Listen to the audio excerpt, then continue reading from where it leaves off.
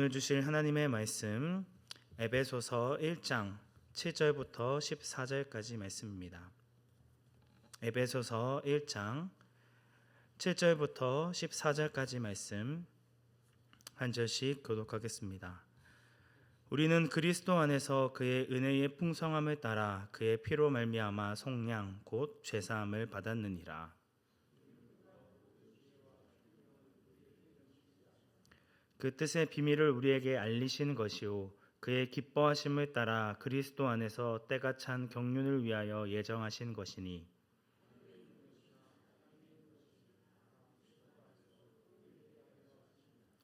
모든 일을 그의 뜻의 결정대로 일하시는 이의 계획을 따라 우리가 예정을 입어 그 안에서 기업이 되었으니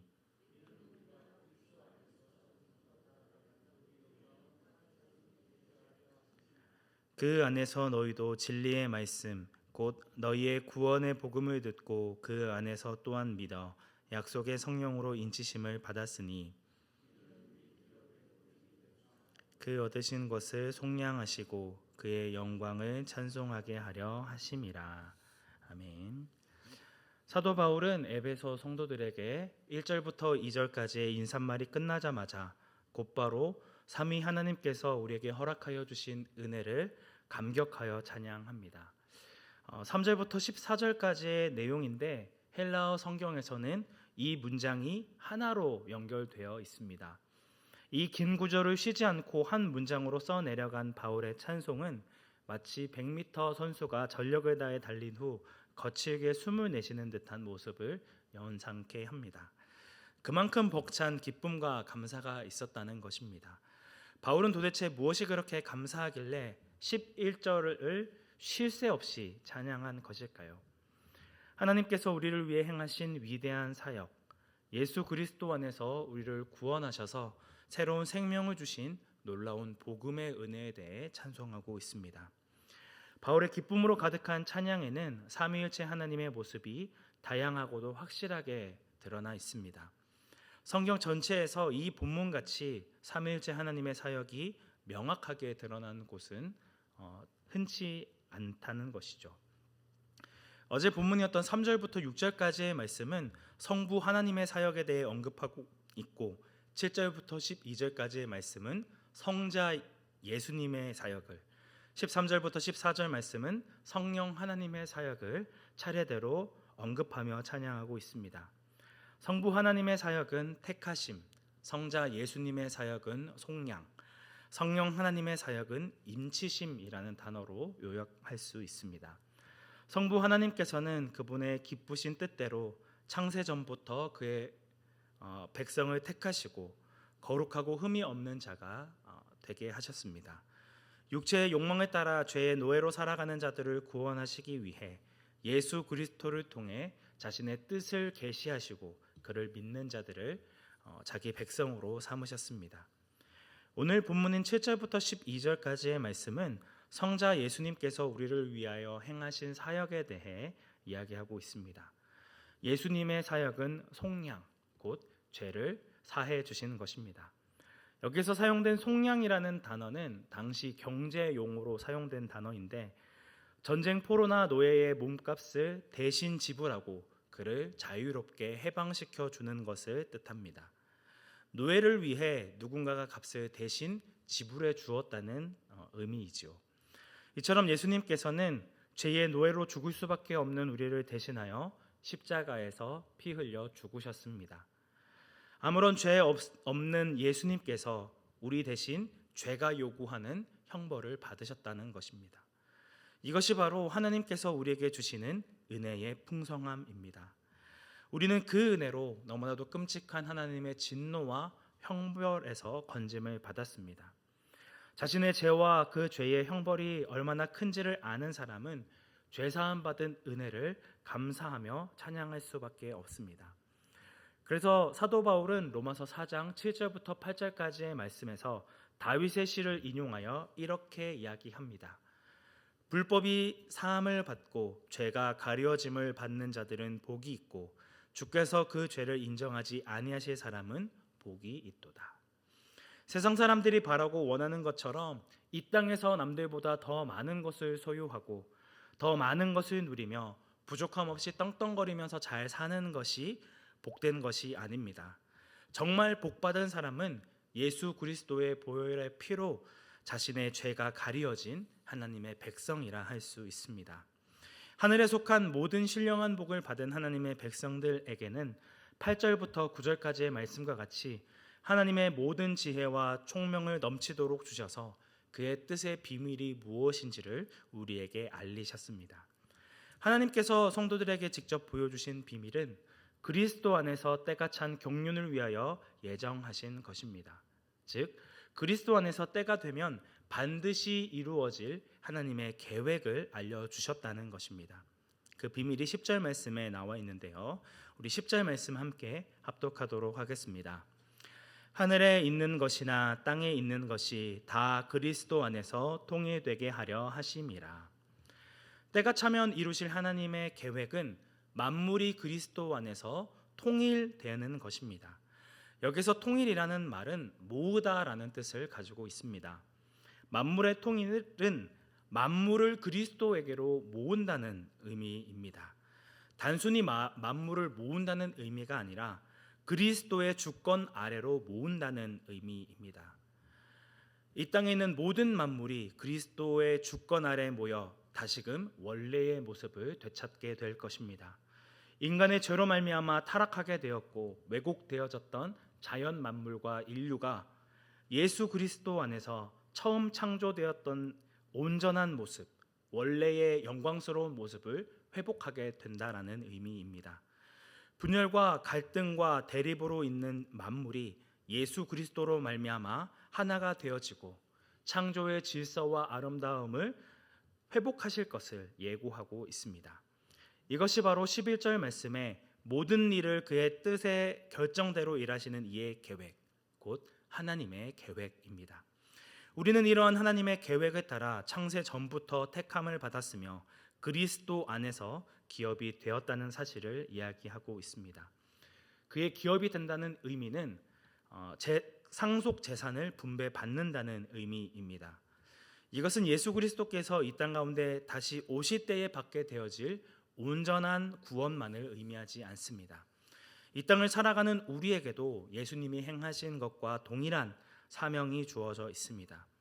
그것은 하나님의 택함받은 백성으로 샬롬이 깨어지고 미움과 시기, 다툼으로 가득한 이 세상 가운데서도 하나님의 놀라운 사랑과 은혜를 전하고 드러내는 삶을 살아가야 한다는 것이죠.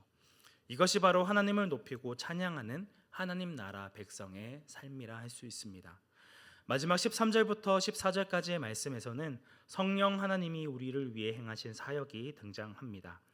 성령 하나님의 사역은 인치심입니다.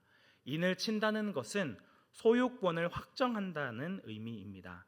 당시 주인은 이 노예가 내가 소유한 노예이다라는 것을 확정하기 위해 노예의 몸에 도장을 새겼습니다.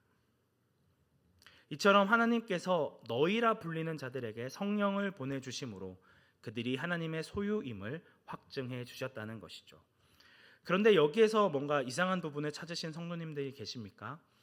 13절 말씀에서는 1장 3절부터 줄곧 등장했던 우리라는 단어 대신 너희라는 단어가 등장합니다. 여기에서 우리는 바울을 포함한 예수 그리스도를 믿는 유대인들을 의미합니다. 반면 너희는 예수 그리스도를 믿는 이방인을 뜻합니다. 하나님께서 유대인들뿐만이 아니라 이방인들에게도 성령을 보내주셨다는 사실은 하나님께서 주시는 복은 어느 누구에게도 차별 없이 주어진다는 것을 의미합니다. 하나님의 복은 지위가 높은 사람에게만 주어지지 않습니다. 많이 가진 자들에게만 주어지는 것도 아닙니다. 하나님의 복은 그가 어떤 자이든 외적인 조건과 상관없이 예수 그리스도의 복음을 듣고 믿는 자에게 임하는 것입니다.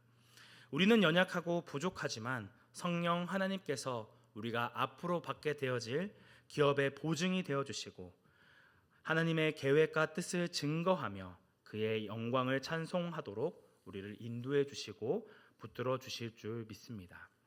3절부터 14절 말씀에서 거듭 반복되어지는 단어가 있습니다. 그것이 무엇입니까? 그리스도 안에서라는 단어입니다. 이 단어는 이 본문에서만 11번 사용되어지고 있고 에베소서 전체에서는 35번이나 사용되어지고 있습니다. 이는 하나님께서 주시는 모든 복의 통로는 예수 그리스도시다라는 것을 분명하게 강조하고 있습니다. 삼위일체 하나님께서 인류를 구원하신 사역은 예수 그리스도의 죽으심과 부활하심을 통해 온전히 계시되었다는 것을 드러내 보여주고 있는 것이죠. 특별히 오늘 본문은 하나님께서 우리를 구원하시기 위해 어떠한 희생을 치렀는지를 잘 보여주고 있습니다. 성부 하나님께서는 그의 기쁘신 뜻대로 우리를 택하여 주셨습니다. 그리고 하나님의 독생하신 아들 예수 그리스도는 사랑받을 만한 어떠한 자격도 없는 우리를 위하여 피 흘려 죽으심으로 우리의 모든 죄를 사하여 주셨습니다. 그리고 성령 하나님께서는 그리스도를 믿는 우리를 확실한 하나님의 소유로 인쳐주시고 연약한 우리를 도우십니다. 이러한 삼위 하나님의 풍성한 은혜를 깊이 묵상한 사도 바울은 하나님께서 주신 이 모든 복으로 말미암아 하나님을 찬양합니다. 3절 찬송하리로다. 6절 그의 은혜의 영광을 찬송하게 하려는 것이라. 12절 그의 영광의 찬송이 되게 하려 하심이라. 14절 그의 영광을 찬송하게 하려 하심이라.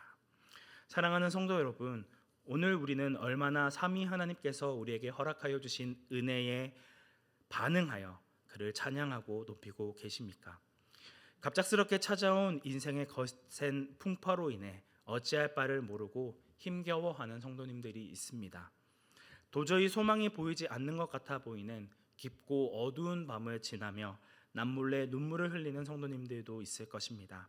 하지만 우리에게 처해진 상황과 환경이 우리를 향한 삼위 하나님의 사랑을 결코 덮을 수 없습니다. 우리는 진정 삼위 하나님께서 허락하여 주신 하늘에 속한 모든 신령한 복을 소유하고 있는 자임을 확신하십니까? 그렇다면 자기 중심적인 옛사람의 모습을 벗어버리고 하나님의 나라와 영광을 위해 살아가는 자가 되어야 합니다. 예수님께서 우리를 위하여 자신의 모든 것을 아낌없이 내어주셨던 것처럼 우리 역시 우리의 모든 것을 다해 그리스도 안에서 한몸된 지체들을 돌보고 이웃을 내 몸과 같이 사랑해야 합니다. 이것이 하나님께서 우리를 구원하신 뜻이요 목적이기 때문입니다. 새로 오는 2025년에는 온사랑교회가 보이지 않는 하나님을 세상 가운데 보이도록 서로를 사랑하는 사랑의 공동체가 되기를 소망합니다.